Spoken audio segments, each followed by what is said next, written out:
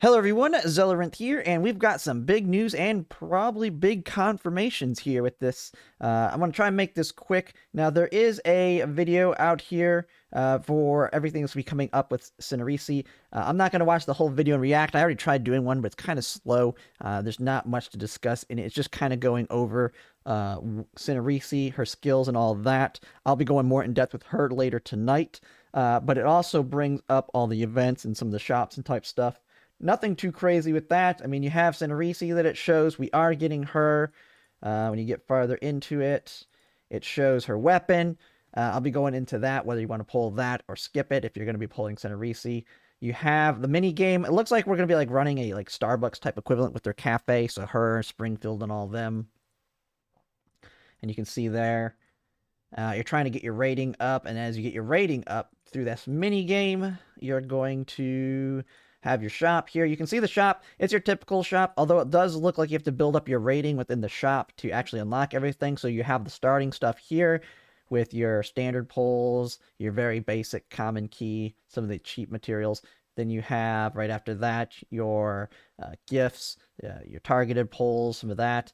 And then some gems, your attachments, another common key. So it's literally the same shop. It's just kind of having an exponential growth to it. And you have your 6 common cores at the very end, a big thing that you're going to want to get in this.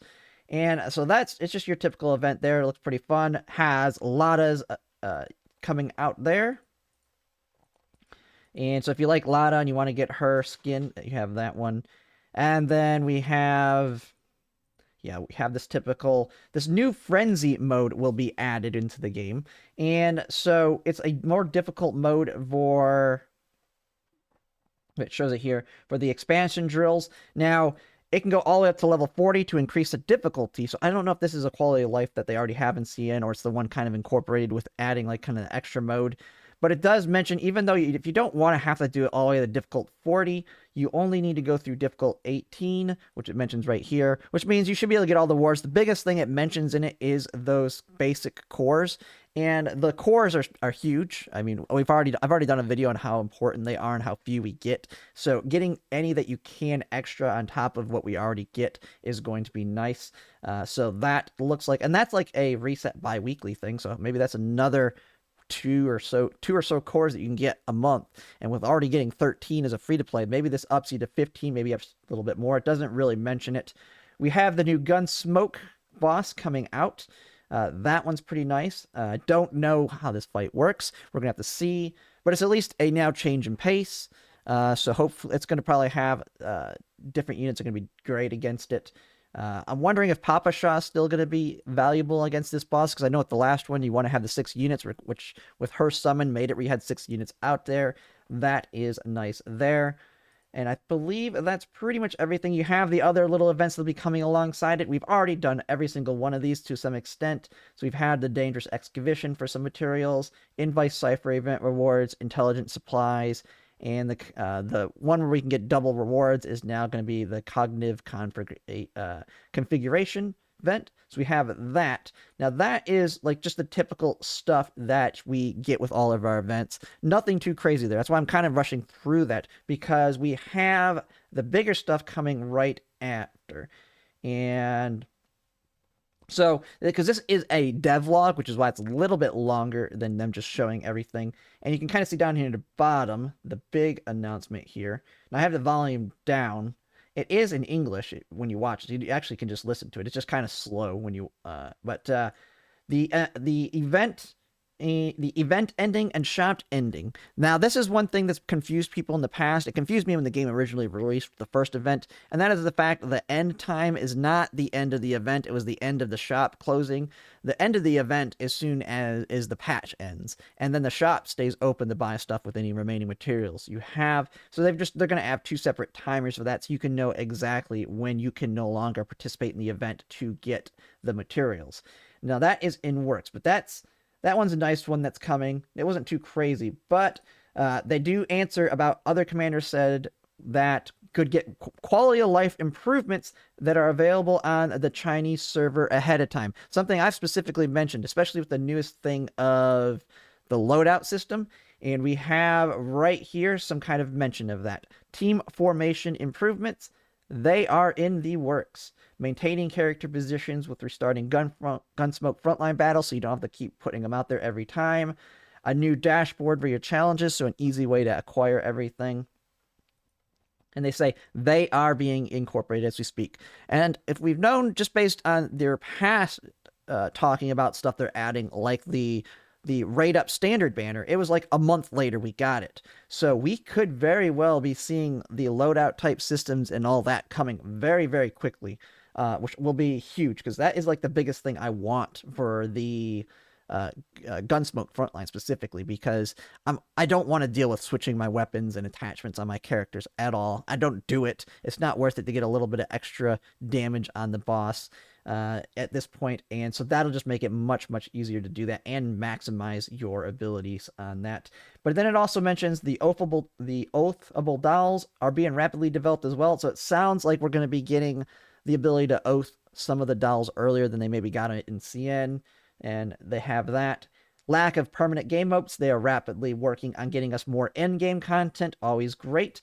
I'm hoping that a lot of the in-game permanent stuff is like the mini games we've had, like this last one with Vampire Survivors. I would like a permanent mode of that where they just kind of keep adding onto it. I mean, realistically, they could develop it into its own separate game within the game. We've kind of seen that with like some of the Hoyoverse games, like ZZZ kind of added the arcade thing. I wouldn't mind seeing something like that. We have the Frenzy mode for the expansion drills, which is basically going to be a new difficulty increase. We'll kind of have to see what comes with that. It says you can get all the rewards at 18, but maybe it's going to have something like a title or something associated with doing the hardest content, because I do like the harder content to have a reward to it. I'm not like, there's no point to do it if you don't get anything out of it. But have it be something that's like cosmetic, like have a title, have a portrait banner, all just the smallest little things makes it feel valuable to do it. So we'll have to kind of see with that. I haven't seen what it looks like on the CN side, so I don't actually know. Okay, and then there's this last thing, and this is probably the biggest thing. Oh no, this is not the biggest thing. This is talking dolls with regional characteristics unique to certain parts of the world will gradually be added to the game in future updates. I don't know how it's kind of dealing with this, but it specifically mentions Yoohee. The fact that it's mentioning Yoohee tells me we may get Yoohee actually earlier than expected. And it might be because physical's just, on the CN side, physical just was bad all the way up. Right now, physical basically just got their first big boost with Yoohee, really making Diane, Faye, and all those units very good, and physical being brought up to the same level as a lot of the other elements. And so maybe maybe this is kind of them hinting at that Yoohee is going to be coming earlier than expected, kind of to give an early boost to physical. We'll just kind of have to see, but that is pretty good. Notable dolls in the front line. So, yeah. So more on other dolls coming up. I mean, it doesn't really give too much information on it. I mean, we know future dolls coming up, and that's basically what they're saying. They're in works, which of course we know that, but them specifically mentioning Yoohee, who is the newest character on CN, kind of makes me think they are really going to change up things. Maybe they give us the characters that kind of fix some of the weaker characters that are coming out, because maybe the next unit's going to be a big electric unit that's really going to raise all like Lena and Jianjiu up to the top. If they put out someone like that early to kind of give a lot more value to Lena and Jianjiu, that'll be great. We'll just have to see how they do that. And that could also mean expansion keys coming a little sooner as well. There is one more big thing here, and it pretty much confirms, I think they're doing this because it's already like leaked basically, is this new, they give a little new puzzle to who's coming up after Cinerisi with this little code here, and it's already been solved. If you want to try and solve it yourself, or at least people have an idea of what it's saying, this, to me, when I originally saw this, I thought it was Morse code, which I believe is correct.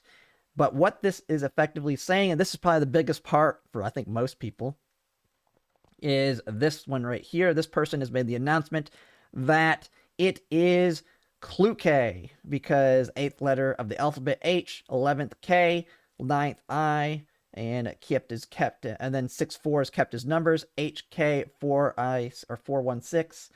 So it's basically hinting that Klukai is the unit coming out after Cesi, and that is going to change a lot of people's decisions on whether or not to pull on her. We'll kind of discuss that, but this is like a near confirmation that Klukai is next after her, which is going to be huge.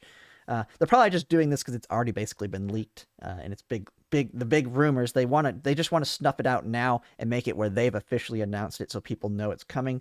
So that is huge. So we have a lot of good things. They've mentioned the quality of life's coming, Klukai's coming, Cesi and her event's coming. This is looking to be it's going to be your typical patch. Nothing too crazy with this one, Cesi, but they have basically let us know we're getting a lot in the upcoming. And I'm going to guess it's probably going to come with the Klukai banner, a lot of good stuff, because they need Klukai on the CN side it was the semi-anniversary patch. So I think they'll probably give us a lot of this extra quality life stuff with it. It's just kind of making it a big event out of it, even though it's not the half anniversary, just because of how much people want Klukai.